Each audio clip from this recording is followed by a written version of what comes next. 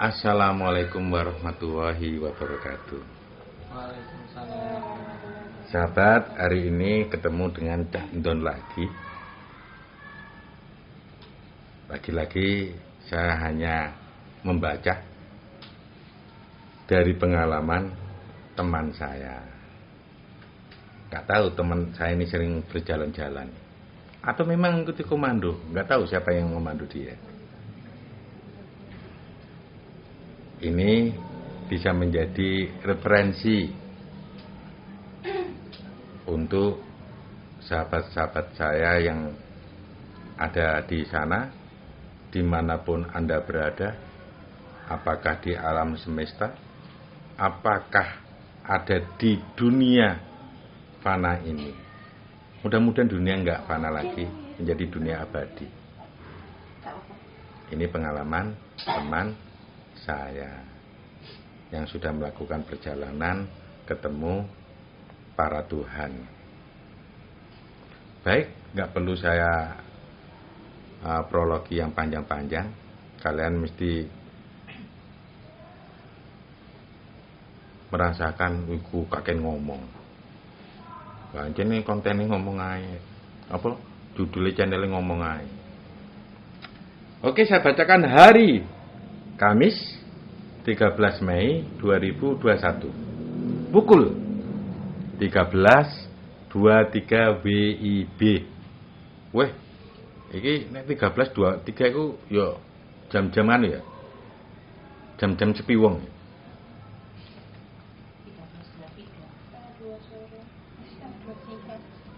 Iya, sepi enggak itu? Oh, rame wong kan? Tergantung. Kronologi. Mungkin ini sebenarnya ada peristiwa perjalanan teman saya di pengalaman rohani ini. Tapi ini belum terekam semua Din ya? Belum. Ya, oke. Kronologi, setelah berada di tempat walidat untuk mendapatkan informasi tentang penjaga Tuhan, saatnya menuju ke Raja Imam Mahdi. Dari tempat saya duduk, berarti teman saya ini, sayanya. Saya seperti disaplai oleh walidat langsung untuk berangkat menuju ke Raja Imam Mahdi. Nggak tahu cara nyaplainya. Tiba-tiba langsung ke sana gitu ya. Kejadian ini seperti halnya saat jalan-jalan ke langit. Tahu-tahu setelah disaplai walidat, saya sudah ada di belakang Raja Imam Mahdi. Dan saya memegang jubahnya. Di konten yang kemarin kan Imam Mahdi kayak apa, silakan nanti buka konten itu. Jadi Imam Mahdi itu siapa? Nah, ini ada Raja Imam Mahdi. Ada banyak konten yang sudah beredar. Untuk bisa menyambungkan pemahaman ini, kalian harus membuka konten yang lain. Gak perlu di-subscribe. Kami berada di atas daun jati yang sangat lebar. Sepertinya kami berada melayang di atas pohon. Saya tidak dapat melihat ke bawah. Berarti daun jati ini lebar berarti. Sedangkan di samping kanan dan kiri saya terdapat angin sepoi-sepoi yang menyejukkan. Jadi kena angin silir-silir kun ya. Raja Imam Mahdi berkata, "Kamu bukan berpindah tempat dari walidat menuju ke saya. Namun ada bagian dirimu yang telah bersama dengan saya." Oh, ini ceritanya ya. Sehingga bagian dirimu diaktifkan yang ada di sini.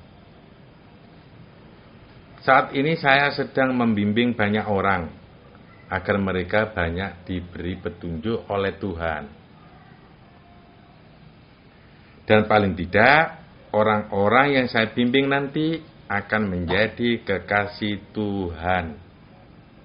Bimbingannya Raja Imam Mahdi nanti akan menjadi kekasih Tuhan. Oh, Raja Imam Mahdi ya.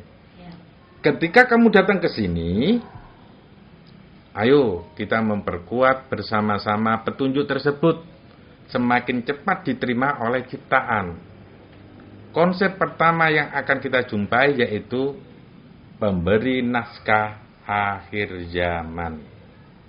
Naskah itu belum keluar dan masih dalam penulisan. Tetapi kamu akan saya beritahu bagaimana kerja konsep tersebut. Di sana saya lebih banyak mengangguk dan mengikuti apa yang dikomandokan oleh Raja Imam Mahdi. Raja Imam Mahdi mengeluarkan sebuah energi. Kemudian ada sosok manusia burung yang datang mendatangi Raja Imam Mahdi. Beliau berjabat tangan dengan Raja Imam Mahdi dan saya. Oh, ternyata kamu ya diorangkan di sana. Disalami. Di depan daun jati tempat kami duduk, tiba-tiba ada sebuah pemandangan, sebuah gedung yang berbentuk huruf U. Gedung berbentuk huruf U. Dari ujung-ujungnya terdapat energi yang memasukinya dan bergerak sangat cepat. Sosok tersebut bilang, pengumpul naskahnya ada di sana. Mari ikut saya. Sosok tersebut mempersilakan Raja Imam Mahdi dan saya untuk menaikinya. Ya, sosok tersebut mempersilakan Raja Imam Mahdi dan saya untuk menaikinya. Dan kami diterbangkan menuju ke gedung pengumpul naskah. Jaraknya agak jauh. Ternyata gedung tersebut terdapat pelindungnya.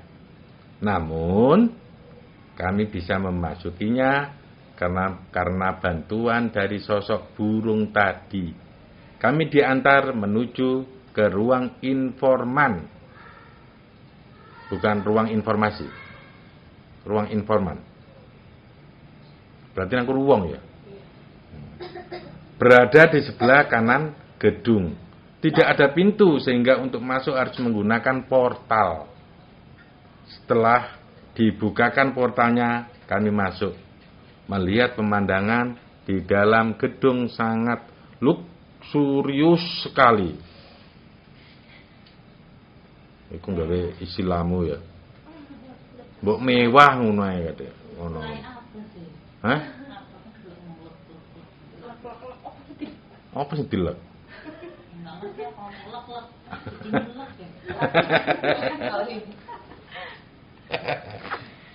Raja Imam Mahdi menemui salah satu pemonitor yang ada di sana. Sedangkan saya menunggunya di tengah-tengah ruangan tersebut. Kate maca bulet ngono ya. Tapi asik ceritanya iki. Jadi kita ketika mendapatkan tulisan itu, oh ternyata ada perjalanan seperti itu. Jadi nggak tiba-tiba aja. Saya dipanggil oleh Raja Imam Mahdi. Saya menuju ke sana. Raja Imam Mahdi berkata, ya, di sini kita diberi sejarah hingga terbentuknya konsep ini. Konsep apa itu? Pemberi naskah akhir zaman. Saya menjawab, oh iya boleh. Kemudian saya dipersilakan duduk menggantikan pemonitor tadi. Karena di layarnya sudah mulai proses. Raja Imam Mahdi duduk berada di sebelah saya. Pada layar terdapat background air mengalir yang berwarna jernih dan alirannya sangat deras. Data kosong. Data kosong. Data kosong. Awalnya ada tulisan seperti itu yang terus diulang-ulang. kemudian ada tulisan berganti. Naskah akhir zaman. Berarti nek maca iki gak perlu diterangno berarti ya.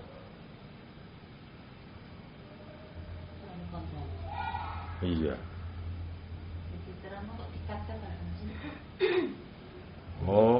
Oh begitu.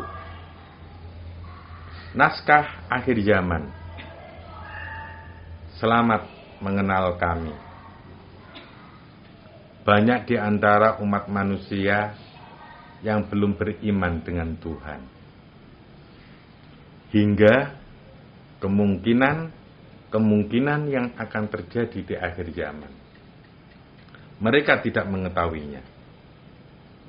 Sehingga kebanyakan manusia akan mengikuti pola yang sudah-sudah dan tidak mengikuti perkembangan.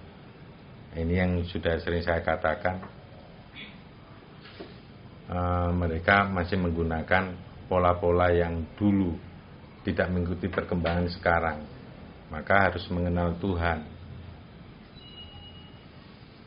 Dan sulit membaca apa yang terjadi di akhir zaman. Karena di akhir zaman ini ada banyak perubahan-perubahan. Tapi ini tidak semua orang mengetahui tentang hal ini. Perubahan-perubahan konsep Tuhan tentang akhir zaman. Ya, semoga ini menjadi referensi untuk kalian. Kami sebenarnya adalah sebuah tim yang mengumpulkan informasi tentang naskah akhir zaman. Siapa saja yang menginginkan atau berangan-angan tentang akhir zaman. Saya ulang lagi. Siapa saja yang menginginkan atau berangan-angan tentang akhir zaman, maka akan kami tulis dalam naskah kosong untuk akhir zaman. Sehingga kami mempunyai rating atau urutan-urutan naskah terbanyak, juga naskah terbaik untuk akhir zaman tersebut. Jadi sekarang ini mau nggak mau banyak orang yang mengirimkan naskah-naskah akhir zaman dari pola pemikirannya dia. Untungnya tim ini memilih naskah terbaik. Untungnya. Apa yang membedakan antara naskah terbanyak dan naskah terbaik? Tentu naskah terbanyak adalah naskah yang paling banyak diinginkan oleh umat manusia. Angan-angan terbanyak yang diinginkan umat manusia. Sedangkan naskah terbaik adalah naskah terbanyak yang diinginkan oleh Tuhan dan manusia yang telah bersatu. Wow. Saya ulang lagi. Sedangkan naskah terbaik adalah naskah terbanyak yang diinginkan oleh Tuhan dan manusia yang telah bersatu.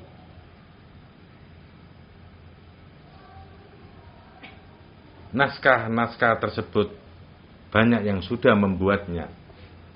Untuk naskah terbaik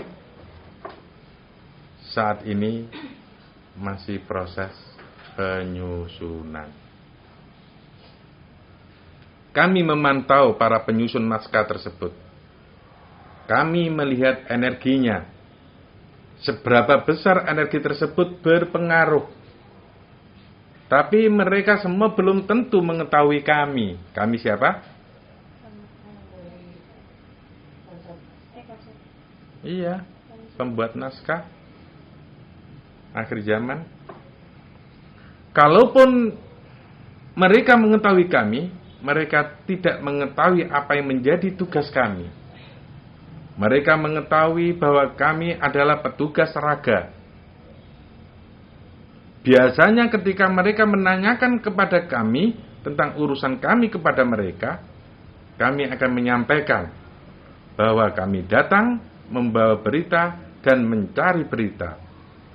lalu kami akan mendapatkan hal itu. Terkecuali kepada satu Tuhan, yaitu konseptor kami. Dialah Maha menyeimbangkan. Jadi konsep penulis naskah ini siapa? Maha menyeimbangkan.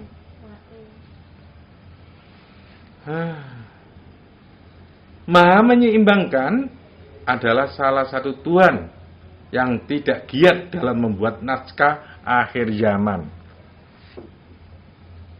Maha menyeimbangkan lebih banyak disibukkan dengan urusan keseimbangan. Tidak menutup kemungkinan keseimbangan tersebut juga diperlukan dalam pembuatan naskah untuk akhir zaman. Dia membuat konsep seperti kami karena dia merasa bahwa dia tidak mampu membuat naskah terbaik. Jadi dia membuat konsep seperti ini karena Maha menyeimbangkan tidak bisa membuat naskah terbaik. Akhirnya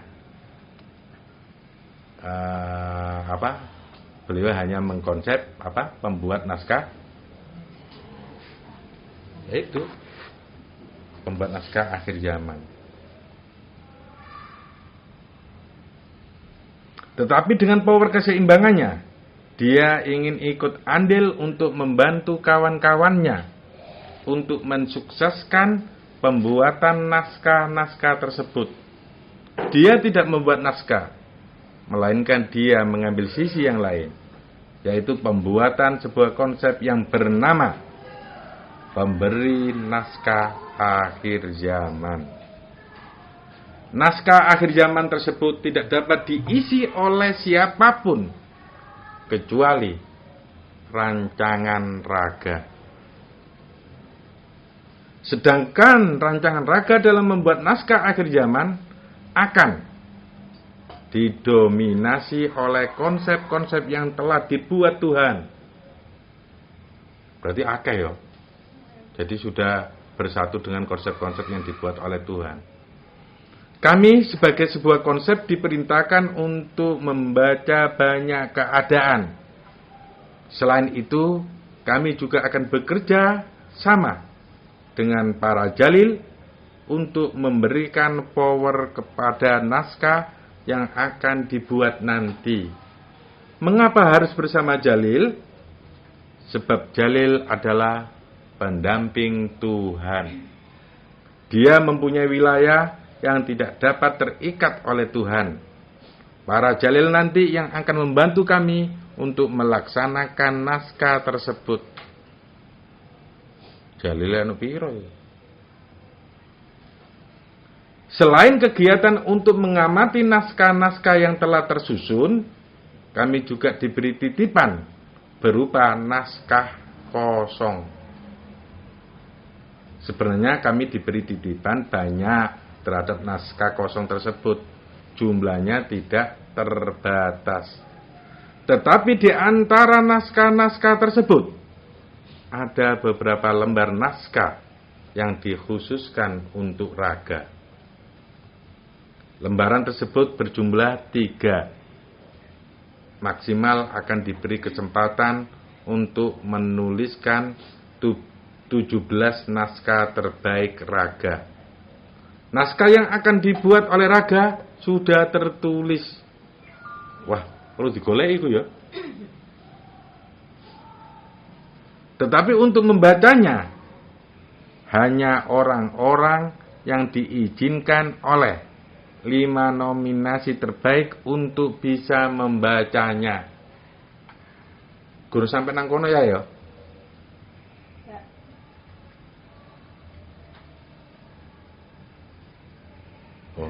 Oh ya gurung, gurung. Mengapa demikian? Karena mereka paling tidak dapat merasakan atau menyesuaikan apa yang dirasakan oleh 5 nominasi tersebut. Oh, no. Juga mereka dapat mengetahui apa yang sedang dipikirkan oleh 5 nominasi terbaik. Harapan kami sebagai tim yang menjaga naskah tersebut apabila sewaktu-waktu naskah tersebut sudah jadi, maka para pelaku yang ditulis dalam naskah itu telah mempersiapkan diri.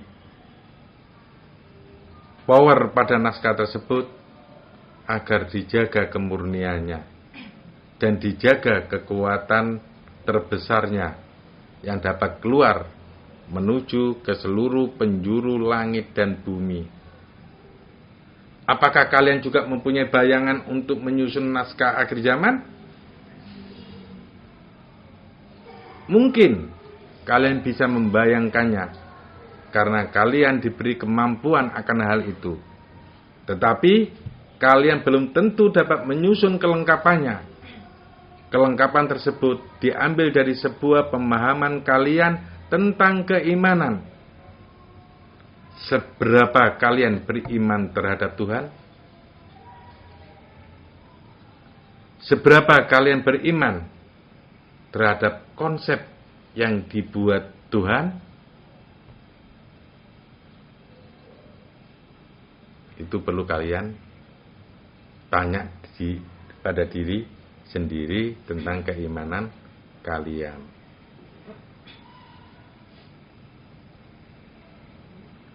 Apa? Judul baru.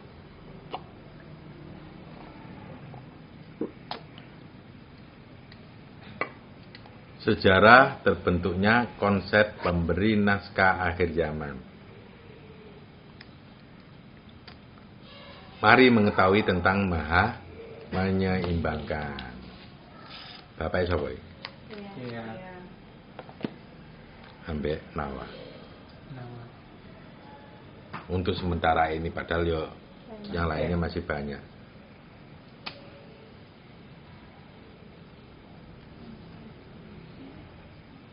Mari mengetahui tentang Maha menyeimbangkan. Sebelum adanya rancangan raga, Maha menyeimbangkan sebenarnya merasakan adanya ketidakseimbangan. Ketidakseimbangan tersebut muncul karena setelah seimbang pasti ada keseimbangan yang lebih baik lagi. Awalnya para Tuhan telah menggunakan kemampuannya untuk mengatur dan mendidik para ciptaan yang dikonsepnya. Tuhan sangat sibuk dalam mengurus hal itu. Maha menyeimbangkan merupakan Tuhan yang juga tidak giat dan tidak ikut berlomba-lomba dalam membuat ciptaan. Maha menyeimbangkan lebih sering mendapat pekerjaan untuk menyeimbangkan apa yang sudah terjadi. Sehingga di saat para Tuhan telah berusaha menyusun ciptaan dan skenario untuk alam semesta, maka Maha menyeimbangkan akan memposisikan dirinya. Ketika ada yang perlu diseimbangkan, maka Maha menyeimbangkan akan bekerja. Salah satunya, dia akan membuat sebuah konsep ciptaan yang tidak lain tugasnya untuk menyeimbangkan. Dalam kurung, meneruskan power yang ada pada dirinya. Konsep Maha menyeimbangkan berjalan untuk menyeimbangkan alam. Ada beberapa ciptaan Maha menyeimbangkan yang mendapatkan tugas untuk membawa berita keseimbangan. Ciptaan tersebut bukan dianggap olehnya sebagai seorang petugas Tuhan, melainkan dia hanyalah ciptaan biasa yang menjalankan tugas. Ciptaan tersebut sering membawa kabar kepadanya bahwa banyak ciptaan yang berjalan tidak menurut konsep atau keinginan para Tuhan. Para Tuhan banyak mengabulkan harapan dan keinginan ciptaan tersebut. Banyak konsep Tuhan yang kesulitan untuk berjalan di alam semesta. Akeh dibanding ya. Banyak konsep Tuhan yang kesulitan untuk berjalan di alam semesta. Sedangkan para Tuhan akhirnya sibuk mengganti dan menata ulang agar bagaimana konsepnya dapat berjalan dengan semestinya. Yang tadi di buku komando, harusnya Tuhan membantu Tuhan yang lain yang kesulitan terhadap konsepnya Tuhan. Ada banyak kesempatan bagi para ciptaan untuk menentukan alur konsepnya masing-masing. Itulah yang dikatakan sebagai ketidakseimbangan. Maha menyeimbangkan berdiskusi dengannya. Dapatkah kita mengendalikan mereka yang mempunyai alur yang belum bisa menyatu? Ciptaan tersebut mengatakan bisa. Karena Tuhan mempunyai aturan keseimbangan. Maha menyeimbangkan lebih mempertegas lagi terhadap aturan-aturan keseimbangan. Aturan tersebut berjalan kepada Tuhan, sedangkan ciptaan mendapatkan powernya saja tanpa berlaku sebuah aturan. Para Tuhan kala itu banyak yang terkontrol dan tidak terombang-ambing untuk mengikuti apa yang diinginkan oleh ciptaan. Para Tuhan menjadi ikut menyeimbangkan diri mereka masing-masing. Setelah itu Maha menyeimbangkan berencana. Apa rencananya? Yaitu mengajak para Tuhan untuk membuat rancangan keseimbangan. Dalam kurung untuk alam semesta. Para Tuhan tidak perlu menjalankan rencana keseimbangannya itu. Para Tuhan hanya cukup membuat ide atau rancangannya saja. Maha menyeimbangkan bekerja sama pula dengan beberapa Tuhan untuk menjadi pelaksana rencana keseimbangan yang dirancang oleh para Tuhan. Maha menyeimbangkan berkonsultasi kepada Maha Pencipta. Bagaimana bila aku siapkan catatan-catatan perencanaan untuk para Tuhan? Aku ingin membantu mereka untuk mengendalikan masing-masing ciptaannya. Maha Pencipta menjawab, tidak perlu. Para Tuhan telah mempunyai banyak rencana atau planning yang belum tentu bisa mereka wujudkan. Sebaiknya kamu mengumpulkan bayangan-bayangannya, rencana-rencananya yang belum bisa berjalan. Lalu kamu berikan penilaian terhadapnya. Carilah di antara rancangan tersebut yang memiliki konsep terbaik. Carilah mereka yang mempunyai pertimbangan matang terhadap perkembangan zaman ke depan atau masa depan. Nanti di akhir zaman, berikan satu persiapan yang tepat kepada konsep terbaik tersebut untuk tampil dan menyempurnakan rancangannya. Mungkin Maha Pencipta telah memikirkan banyak hal ke depan. Maha Pencipta juga merupakan Tuhan yang mempertimbangkan tentang keseimbangan ciptaan di alam. Maha menyeimbangkan, memerintahkan kepada ciptaan tersebut untuk terus mengamati bayangan atau angan-angan ciptaan terhadap zamannya. Sedangkan Maha menyeimbangkan akan mengamati apa yang terjadi pada Tuhan. Aku siap untuk hal itu. Maha menyeimbangkan berkata demikian. Namun, tidak hanya itu. Maha menyeimbangkan tidak hanya akan mengandalkan kepada satu ciptaan yang dipercayanya untuk menjalankan tugas tersebut. Maha menyeimbangkan akan membentuk sebuah tim untuk menjalankan rencana keseimbangan. Tim tersebut diambilkan dari ciptaan Maha menyeimbangkan dan beberapa rekomendasi dari Maha Pencipta. Hanya mereka berdua yang tahu tentang rencana ini. Wah, dia masuk berarti sampai Nawai. Tim tersebut diambilkan dari ciptaan Maha menyeimbangkan. Tim tersebut dikumpulkan dan akan diberitahu tentang rencana keseimbangan.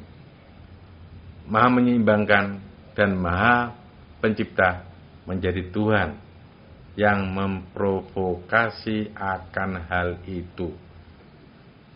Ciptaan tersebut beranggotakan 10 orang yang diambilkan dari bangsa manusia dan bangsa jin. Oh, itu kok bangsa manusia dan bangsa jin ya? Mereka semua adalah ciptaan yang dapat berkomunikasi secara langsung kepada Tuhan. Berarti dia mulai melatih berkomunikasi dengan Tuhan untuk lancar. 10 ciptaan itu berasal dari Tuhan yang berbeda-beda. Mereka adalah ciptaan yang diambil dari Tuhan yang memberikan pengaruh besar terhadap Tuhan yang lain. Seperti Maha Rindu, Maha Suci, Maha Bijaksana, Maha Marah, Maha Pemberi Petunjuk. Titik-titikku gak tulisan itu. Oke. Terakhir Maha Damai. Ternyata ciptaan-ciptaan tersebut mempunyai kecerdasan dalam hal menyeimbangkan. Maha Pencipta memang memperkirakan ciptaan mana yang dapat diajak bekerjasama dengan Maha Menyeimbangkan tersebut. Mereka setiap harinya diberi tugas oleh Maha Menyeimbangkan untuk mengumpulkan data, angan-angan, harapan, keinginan Tuhan dan ciptaan. Kemudian mereka mempunyai grafik keinginan terbanyak. Keinginan terbanyak dalam kurung yang sinkron antara Tuhan dan ciptaan. Tim tersebut setelah mendapatkan pengarahan dengan jelas, mereka segera bertugas menjalankan pengumpulan data. Grafik itu berubah-ubah dengan cepat. Hampir jarang terlihat stabil hingga saat diumumkannya proses pembuatan rancangan raga. Grafik terbanyak yang menjadi keinginan ciptaan adalah menjadi ciptaan yang dapat menguasai dunia. Sedangkan keinginan Tuhan terbanyak adalah dapat menyatu dengan ciptaan. Grafik yang sinkron antara Tuhan dan ciptaan yaitu ciptaan ingin bertemu dengan Tuhan, mendekat kepadanya, dan dapat memenuhi kewajiban ciptaan terhadap Tuhan. Dipertimbangkanlah keinginan tersebut oleh Maha Menyeimbangkan.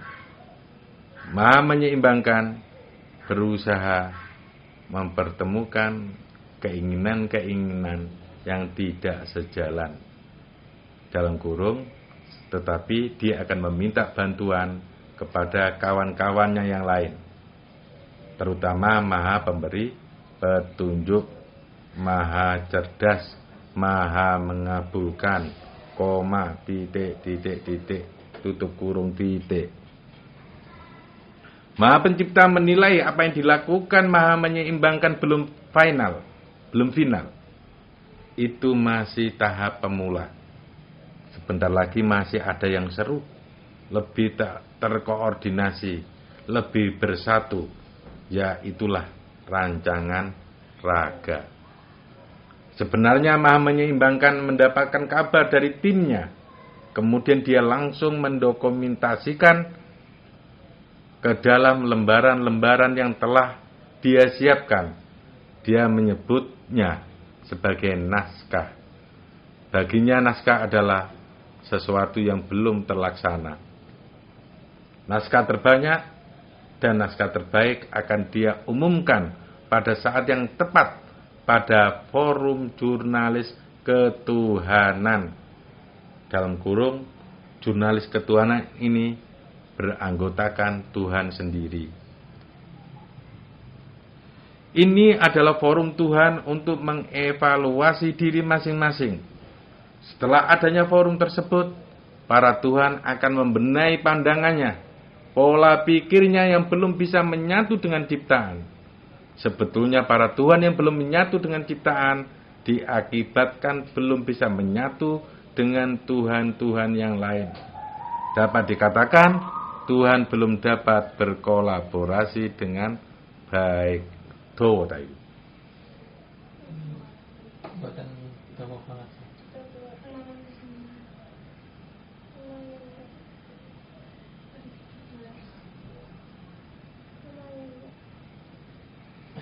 Lumayan. Karena ini tinggu konten bahwa arah ngantuk terserah ya. Iya. Ya singgo sepenting konten dadi ngono ya. Nah iki diterangno dawa Din. Sakno apa mau oleh ngedit ya? Mboten menapa. Oh gak apa-apa ya. Oh. Ngono. Kan iso dibagi part-part. Oh dibagi pat-pat ngono ya. Iya. Pat gulipat.